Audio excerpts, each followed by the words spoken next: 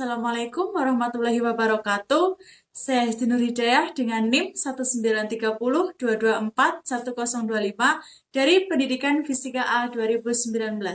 Pada kesempatan kali ini, saya akan menjelaskan mengenai apa sih fisika kuantum itu. Nah, untuk lebih jelasnya, kita perhatikan penjelasan berikut ini.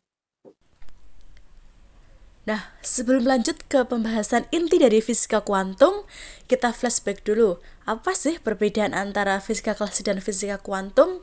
Nah, pada fisika klasik, posisi partikel dapat ditentukan dengan tepat.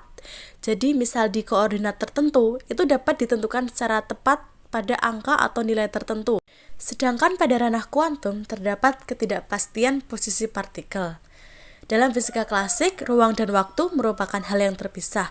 Namun dalam ranah kuantum, ruang dan waktu merupakan satu kesatuan. Nah, pada fisika klasik, itu membahas benda yang berukuran besar.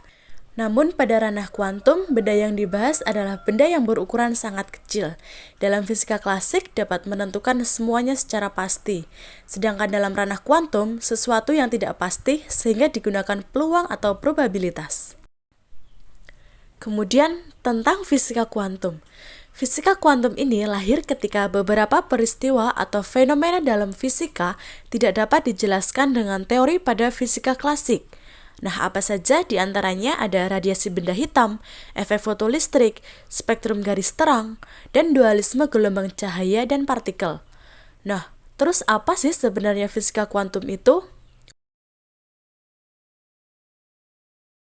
Fisika kuantum merupakan studi mengenai perilaku materi dan energi pada tingkat molekuler, atom, nuklir, dan juga tingkat mikroskopis dan bahkan lebih kecil lagi. Fisika kuantum hanya mengamati gejala fisika dalam tingkat subatomik dan biasanya berhubungan dengan probabilitas atau peluang. Singkatnya, teori fisika kuantum adalah hukum-hukum fisika yang mengurusi hal-hal yang kecil. Ya, kecil sekecil elektron.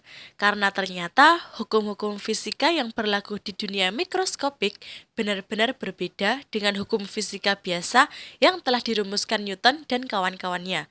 Mengapa dinamakan kuantum dan sejauh apa bedanya? Nah, seperti ini. Pada akhir abad ke-19, teori fisika hampir lengkap. Mekanika Newton dengan anggun bisa menjelaskan semua gerak materi, baik yang makro maupun mikro, termasuk teori termodinamika dan teori Maxwell bisa menjelaskan secara detail semua fenomena elektromagnetik. Fisikawan puas dan bangga seakan semesta bisa dipahami sepenuhnya. Nah, sayangnya nih, semua berubah ketika bencana ultraviolet menyerang. Sayangnya, dalam teori radiasi klasik, yaitu hukum Rayleigh-Jeans, energi radiasi yang dipancarkan berbanding terbalik dengan panjang gelombang pangkat 4. Selanjutnya, baru teori kuantum lahir ketika Max Planck dengan disparate mencoba membuat asumsi tanpa dasar bahwa setiap panjang gelombang tidak memancarkan energi secara kontinu, namun dalam paket-paket yang disebut sebagai kuanta. Selanjutnya, teori kuantum bersama teori relativitas membuka lembaran baru fisika yang kemudian dinamakan sebagai fisika modern atau fisika kuantum. Tapi, apakah itu berarti semua teori fisika klasik yang sebelumnya, mulai dari Newton, Maxwell, dan kawan-kawannya adalah salah dan harus disingkirkan? Syukurnya tidak ya. Semua teori klasik tetap berlaku dan benar, namun hanya untuk pada skala yang sesuai. Ketika skala ukurannya semakin kecil ke ranah partikel, maka teori kuantum mulai mengambil alih. Dan ketika skala kecepatannya semakin besar hingga mendekati kecepatan cahaya, maka teori relativitas yang mengambil alih. Kemudian masuk ke pembahasan. Ada 3 topik atau domain pembahasan dalam fisika kuantum, yaitu radiasi benda hitam, efek fotolistrik, dan dualisme gelombang partikel. Yang pertama adalah radiasi benda hitam. Sebenarnya tidak ada ya benda di dunia ini yang benar-benar hitam seperti itu. Nah, kemudian apa sih radiasi benda hitam?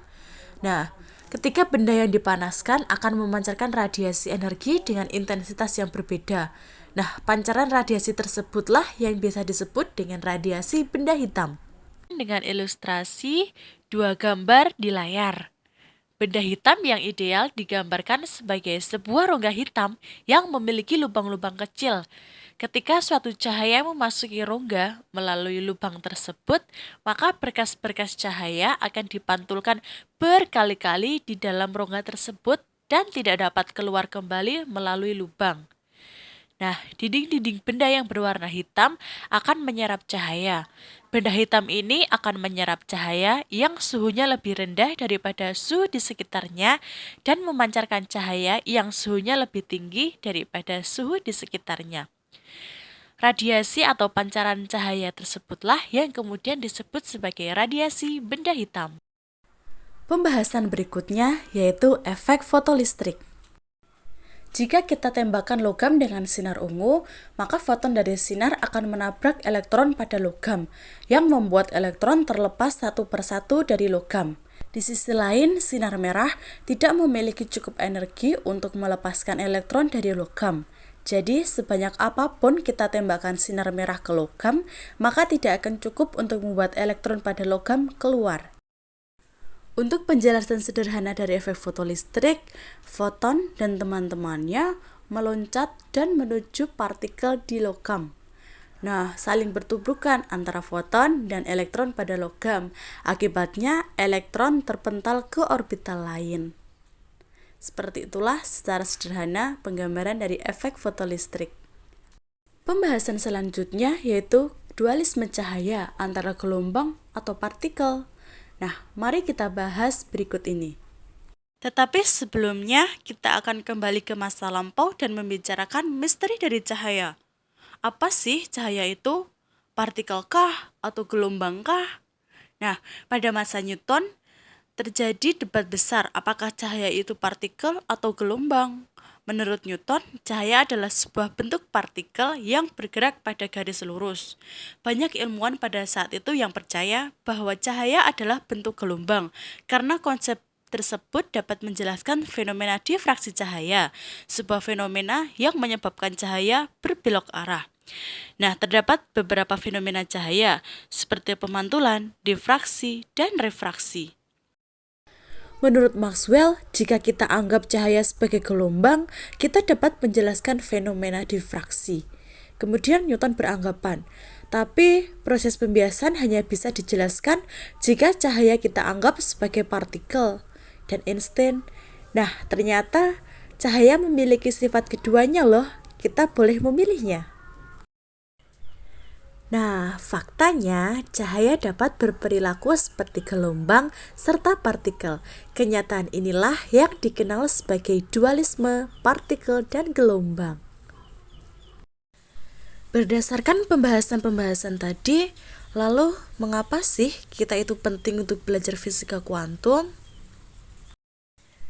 Yang pertama, mengerti fenomena alam. Kalau fisika klasik, kita sudah mengerti mengenai fenomena makroskopik, dan melalui ranah kuantum, kita juga akan mengerti fenomena alam dari ranah mikroskopik. Yang kedua, memahami dunia atau semesta. Dengan adanya fisika kuantum yang dapat membuktikan teori-teori relativitas maupun radioaktivitas, kita dapat mengerti bagaimana kerja sistem pada alam semesta. Dan yang ketiga, mengikuti perkembangan teknologi. Hal ini dikarenakan adanya perkembangan teknologi karena ditemukannya fisika kuantum.